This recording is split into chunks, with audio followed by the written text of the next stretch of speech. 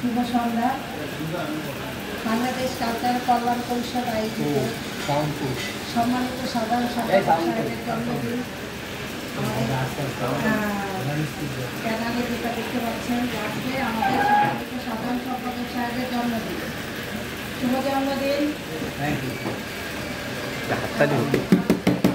আপনারা যারা উপস্থিত হয়েছেন সবাইকে অসংখ্য অসংখ্য ধন্যবাদ, এবং যারা উপস্থিত হতে পারেননি দূর থেকে টেলিভিশন করে শুভেচ্ছা জানিয়েছেন সবাইকে ধন্যবাদ এবং কৃতজ্ঞতা জানাচ্ছি আমাদের প্রধান উপদেষ্টা আমাদের আবু সাহেব মিটন ভাইয়া, যিনি শুধু রিয়াদের থেকেও আমাদের শুভেচ্ছা উপহার এবং শুভেচ্ছা বাণী উনি অলরেডি আমাদের লোক পাঠিয়ে দিয়েছেন। আমাদের এই আজকের এই জন্মদিন অনুষ্ঠানটা হওয়ার প্রতি বছর এর আগে হয়েছে, যেটা আমাদের সংগঠনের নভেম্বরের 5 জন সদস্যের জন্মদিন পালন করে আসছে। কিন্তু এবার আমাদের সাধারণ সম্পাদকের ইচ্ছে ছিল না যে আমার এই ব্যানারটা যখন করে উনি এটা ওনার একা জন্মদিন পালন করার ইচ্ছা আমার ছিল না। কিন্তু যা হোক আমরা কেক করেছি আমাদের 4 জনের ছবি দিয়ে, আমাদের সম্মানিত সাধারণ সম্পাদক এবং আমাদের তানজিদুল অল্প এবং শাহিন খান রিয়াদে আছে।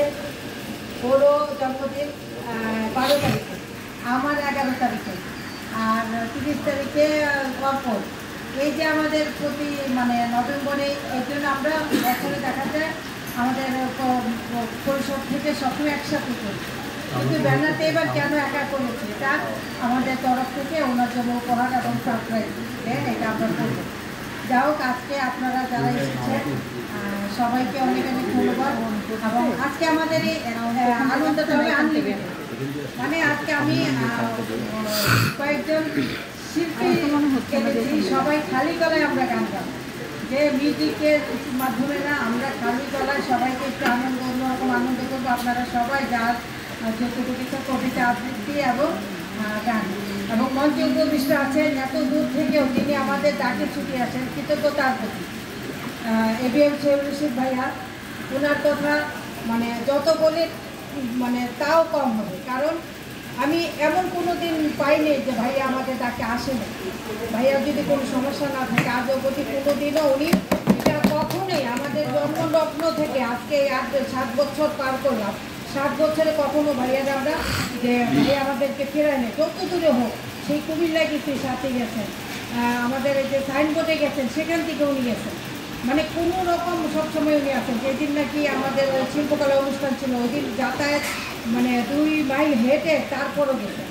তারপর আছেন এখানে আমাদের সিনিয়র সহসভাপতি আবুল কালাম আজাদ স্যার, যিনি সবসময় সাহস দিয়ে বুদ্ধি দিয়ে পরামর্শ দিয়ে সবসময় আছেন। আরেকজন আছেন যার